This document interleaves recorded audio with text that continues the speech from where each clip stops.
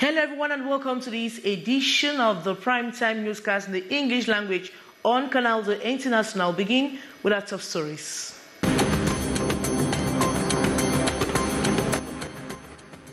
Workers of Cameroon textile company SICAM on strike over 30 months of salary arrears. The workers equally complain of absence of social security benefits. Roofs are thrown on the ground, household belongings scattered in the open air, and houses reduced to rubble. This is a grim reality facing the residents of Garga, Limbona in Gaundare, Adamawa region, Cameroon, following devastating torrential rains over the weekend. And farmers in the Jan division of the southwest region have been warned by alleged separatist fighters to stop farming on Mondays, considered ghost town days, a trend which experts fear could further compound a degree in food production and lead to food insecurity in Cameroon. Those are major stories. Details right ahead.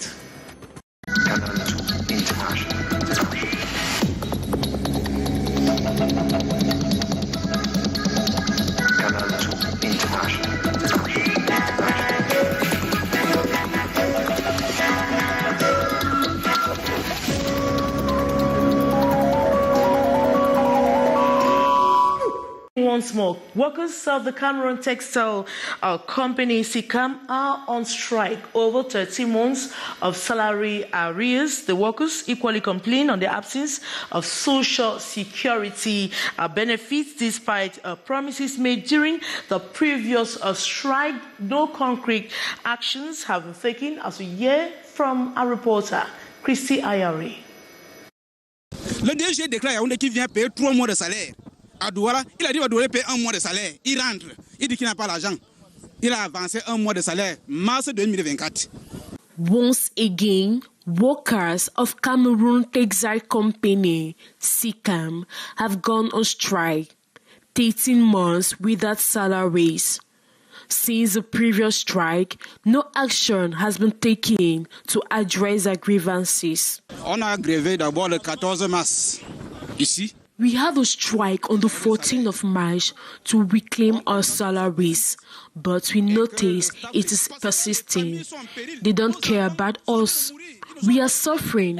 Our children are not going to school. Some colleagues don't even have the means to pay the rent. During a one-hour meeting between staff representatives, the authorities and some workers, the Director General requested an additional 1 month to handle the situation. Nous sommes venus vous demander de donner 1 mois à la Direction Générale pour nous apporter des solutions par rapport à cet arrêté.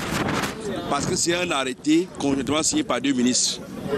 Il serait de bon ton pour nous de lui donner 1 mois parce qu'il nous a dit tout à l'heure en réunion qu'il commence les négociations ce matin au niveau du Trésor pour qu'on vise cet argent. Non. 1 mois, c'est pour livrer le 1er mai. Après le 1er mai, nous serons dans la même position. The 1 month they are asking is for the 1st May. We don't want, we are tired, we need our money, our 13 months salary. 13 mois. Ça fait 13 mois qu'il négocie. C'est pas en 1 mois qu'il va trouver une solution. It's been 13 months now and he is still negotiating, meaning he is not doing anything. He wants to start negotiating now. If they see that the document they are holding is correct, they should deposit at the bank for them to pay us. Ils déposent le document à la banque, on nous paye. Added to the claims of unpaid salaries these workers hold, they have been deprived of numerous social benefits like retirement benefit. They have called for the director to be dismissed.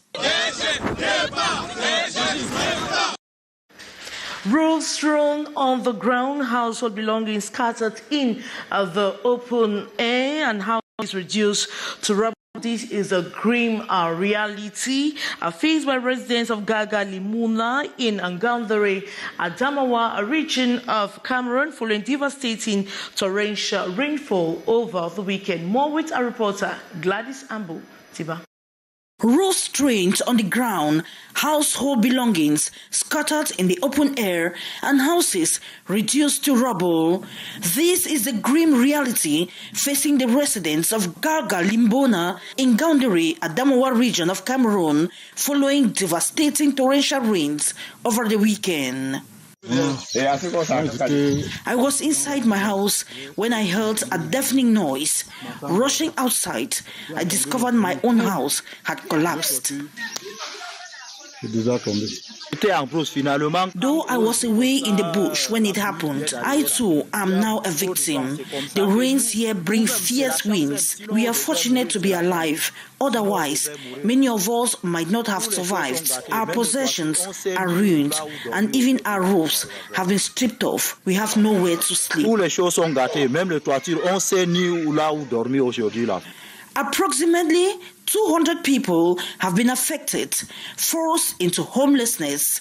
Even local schools like Lycée Garga Limbona, the government primary school, and École Franco-Arabe have not been spared from the destruction. C'est qu'on peut estimer l'ensemble des victimes.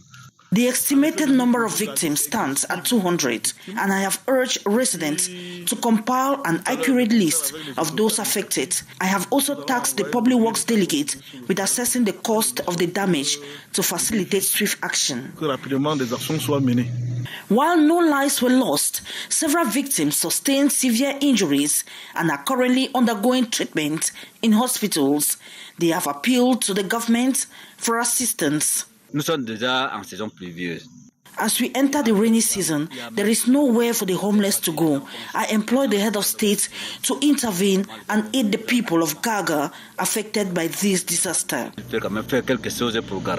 Easter Sunday 2024 will forever be etched in the memories of the people of Garga Limbona, marking a day where torrential rains left them homeless and in dire need of support. And farmers of Ndian and Meme divisions in the southwest region have been warned by alleged separatist fighters to stop a famine on Monday is considered a ghost town. This a threat which experts fear could further compound the decrease in food production and lead to food insecurity in Cameroon. Gladys Ambo-Deban completes that story for us. A majority of the local population in Royal Northwest and Southwest regions of Cameroon heavily depend on agriculture. To ban them from farming on one of their working days by alleged separatist fighters on claims that they must respect Ghost Town Mondays is a hard pill to swallow. One good working day from a farmer's calendar, it is really catastrophic because it is but normal that when you take it away, the farmer does not go to the farm. He loses many things. He will not work. He's supposed to work for maybe 3 to 4 days, especially us in the northwest. 3 to 4 days, putting that days that are conditions and things like that. So when he loses that one day, normally his production for that period of that season would normally fall. Food production has been affected ever since the Anglophone crisis escalated close to 8 years ago. It is part of the consequence which can be further exacerbated by the current threat. And when production falls, what happens? There's going to be hunger. Because from production, you have something to eat. And if you don't have something to eat, then there's hunger. And from that hunger, you become angry. And from when you're angry, normally insecurity too is bound to step in. As food prices soar and conflict persist, vulnerable households face an increasingly dire situation, grappling with the challenge of meeting basic nutritional needs amidst limited earning prospects. The latest projections from the National Institute of Statistics foretell a continued uphill battle for communities already besieged by insecurity and strife, amplifying the urgency for decisive action to avert a humanitarian crisis. Food insecurity has gripped the nation, exacerbated by Boko Haram in the far north and ongoing conflicts in the northwest and southwest regions. hindering everyday activities. Inflation compounds the issue, driving up food prices drastically and again worsened by recent fuel price hikes. With humanitarian aid falling short in many affected areas, concerns mount over the prolonged conflict's impact, potentially extending crisis conditions until at least July. As pupils and students enjoy the second term 2 weeks break, it is rather a very busy and committed moment for those in examination classes as they return to school this morning to continue preparations, moments to burn the midnight candle as time is approaching. Hassan Chavi said some schools, the nation's political capital, Yaoundé history.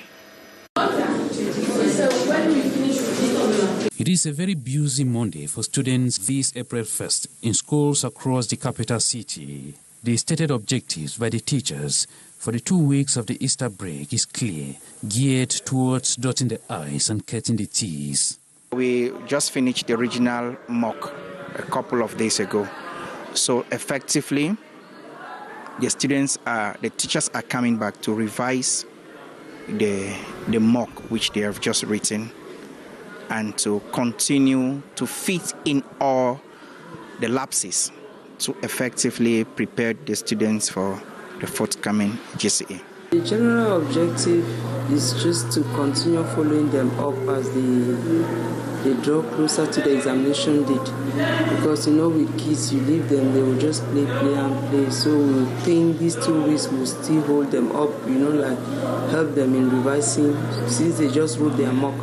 And most of the Form 5 and Upper 6 students at this moment are struggling to step up preparations in subjects where they still face challenges. Economics, I'm not yet there. There's a lot of topics that I'm still lacking. In economics, I want to be able to go into the hall in May with all the positivity in me, knowing that I'm ready for the paper or the subject. And to avoid any form of disturbance, the GCE candidates study under usual school conditions. The program is just like during school hours, 7:30, 3:30. Conscious of what awaits them in less than 2 months, even without a teacher in their classroom, the students study in groups, trying to help each other in different subjects. A female entrepreneur has emphasized the crucial role of women's networking in fostering learning, growth, and empowerment of young entrepreneurs and startups. One of them is Karine, who gathered hundreds of women over the weekend to share her own journey of navigating challenges in businesses and highlighting the importance of women supporting each other to growth. More in the polling story. Successful networking goes beyond just connecting with lots of people. For some women, it is about learning and growing together, building networking skills, assess opportunities, and different perspectives. This is a message from Ange Karine, an entrepreneur that has gone through thick and thin to survive her business. She is sharing her experience through her platform, Lean Africa. The most important thing as an entrepreneur is to build solid networks. Without a solid network, you are nothing. So you need to bring people together, build up your network, and you have to have a solid community that can help you to push your business forward. So that's how I came about Lean Africa. And I'm hoping that we can build communities both in Cameroon, all of Africa, and onto the world. At her conference, March 29 in Douala, to empower more women to build solid businesses, her focus is on startups and young entrepreneurs. Help these startups and make sure that they have the focus. That's why at our event today, we have a fiscalist coming to talk to us about taxes. Other experts also presented thrilling tips for mental stability for female entrepreneurs. Taxes is a very big issue in Cameroon, and a lot of young entrepreneurs don't know the way forward. They don't know how to go about their taxes.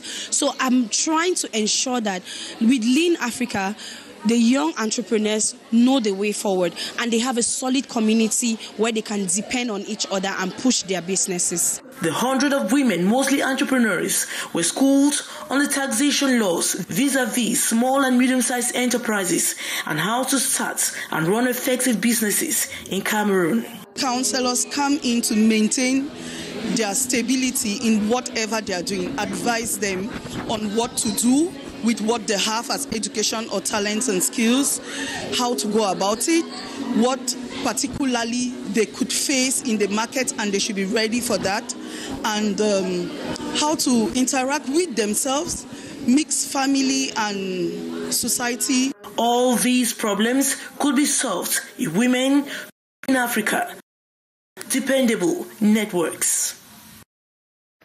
And hundreds of women equally gathered in Douala March 30 for groundbreaking conference addressing problems linked to mental health and financial well-being, organized by Amy Wow, a concept by Dr. Iris Mary. The event aimed to shed light on the silent struggles faced by women in Cameroon, particularly concerning mental health.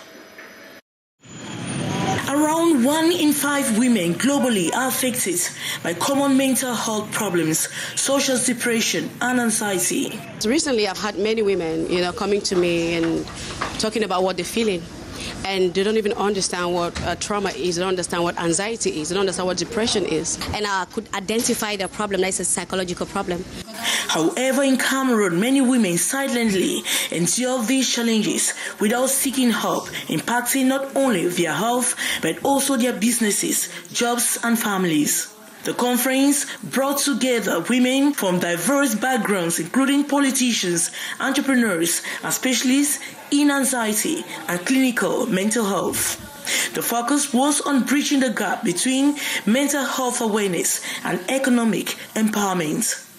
Experts delved into the prevalence of anxiety disorders among women and how they intricately intertwine with mental health, influencing daily life and professional endeavors. So it is just creating that atmosphere where a woman can relieve, bring out, speak out, and then get solutions to be able to treat themselves when you go through difficulties, maybe anxiety or some kind of depression or pressure. Life itself is. Additionally, the conference highlighted the often overlooked issue of post-traumatic stress disorder among women in Cameroon. Anxiety is equals to fear. Mental health is when you are stress-free. And if you are afraid of a situation, it means you are not stress-free and it affects your mental health. Post-traumatic stress disorder is a mental health condition which is as a result of you or the person concerned having witnessed a traumatic incident. Now, there are 3 ways you can suffer from post-traumatic stress disorder. First, you can either be the victim. The overarching objective was clear: to empower women to break the silence surrounding mental health struggles and to equip them with practical tools for building resilient businesses and careers. And that was it for this edition of the Primetime Newscast in the English language on Canal International. Thanks so much for watching. Coming up next is a debrief with Lil Peugeot. As for me, I will be back same time tomorrow. Good night.